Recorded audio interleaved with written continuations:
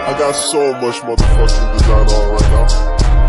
Bring it down, bring it back, make it clap. I got 3 old thoughts, I'm the guap, bitches on my line, and you know.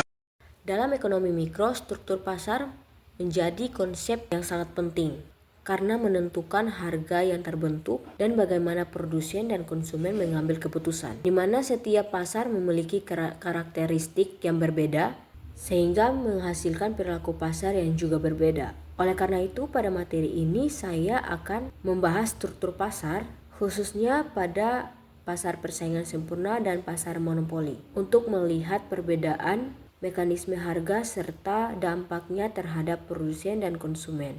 Yang dimana di sini saya akan membahas yang terlebih dahulu tentang pasar persaingan sempurna dan dilanjutkan dengan pembahasan materi kedua yaitu pasar monopoli. Pengertian dari pasar persaingan sempurna yaitu adalah struktur pasar yang dimana terdapat penjual dan pembeli, produk yang bersifat homogen atau sama, serta tidak ada pelaku yang mampu memengaruhi harga. Dalam pasar ini, harga ditentukan oleh mekanisme pasar, yaitu interaksi antara permintaan dan penawaran. Kemudian, pasar persaingan sempurna ini memiliki ciri-cirinya, yaitu ada 5 ciri-ciri. Yang pertama yaitu jumlah penjual dan pembeli itu sangat banyak. Yang kedua, produk yang homogen dan tidak ada perbedaan kualitas. Yang ketiga, harganya ditentukan oleh pasar atau perilaku pasar itu bersifat price taker. Yang keempat, bebas masuk pasar. Dan yang kelima, informasi pasar sempurna. Semua pelaku mengetahui harga dan kondisi pasar. Selanjutnya ada 2 perilaku yang dimana di dalam pasar persaingan sempurna itu, yaitu yang pertama perilaku produsen dan yang kedua perilaku konsumen, yang dimana produsen tidak bisa menaikkan harga sesuka hati.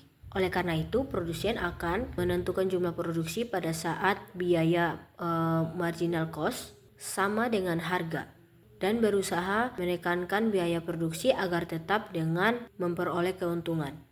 Jika produsen tersebut menaikkan harga, maka konsumen yang lainnya akan berpindah ke produsen yang lain karena memiliki produk yang sama. Dan perilaku konsumen di dalam pasar persaingan sempurna yaitu meliputi ada 3 poin. Yang pertama, membeli barang dengan harga pasar. Yang kedua, mudah berpindah ke penjual lain. Yang ketiga, memiliki posisi yang kuat karena banyak pilihan. Sehingga hal ini membuat konsumen mendapatkan harga yang relatif murah dan efisien. Selanjutnya, di dalam pasar persaingan sempurna memiliki kelebihan dan kelemahannya. Kelebihan dari pasar persaingan sempurna yaitu alokasi sumber daya yang efisien, harga mencerminkan biaya produksi, dan tidak ada monopoli. Sedangkan kelemahannya yaitu kurang mendorong inovasi, sulit ditemukan di dunia nyata, keuntungan jangka panjang cenderung nol. Selain itu, ada juga contoh pasar persaingan sempurna yang dimana yang pertama, pasar yang dihasilkan petani yaitu beras dan jagung. Yang kedua, pasar sayuran tingkat petani. Kalau tadi kita sudah bahas pasar persaingan sempurna, di mana tidak ada satupun penjual yang bisa mengatur harga. Sekarang kita masuk ke kondisi yang kebalikannya, yaitu pasar monopoli. Pasar monopoli adalah struktur pasar yang dimana hanya ada satu produsen yang menguasai seluruh penawaran suatu barang atau jasa, dan produk tersebut tidak memiliki penggantian dekat karena hanya ada satu penjual. Maka dari itu, produsen dalam pasar monopoli berperan sebagai price maker atau penentu harga. Berbeda dengan pasar persaingan sempurna yang harganya ditentukan oleh pasar itu sendiri. Dalam pasar monopoli, produsen bebas dalam menentukan sebuah harga dan jumlah produksi, yang tentunya dengan tujuan untuk memaksimalkan keuntungan. Secara teori ekonomi mikro, produsen monopoli akan berproduksi pada tingkat ketika pendapatan marginal sama dengan biaya marginal. Namun harga yang dibebankan kepada konsumen biasanya lebih tinggi karena jumlah produksi sengaja dibatasi. Contoh pasar monopoli di Indonesia bisa kita lihat pada PLN sebagai penyediaan listrik dan PDAM sebagai penyediaan air bersih.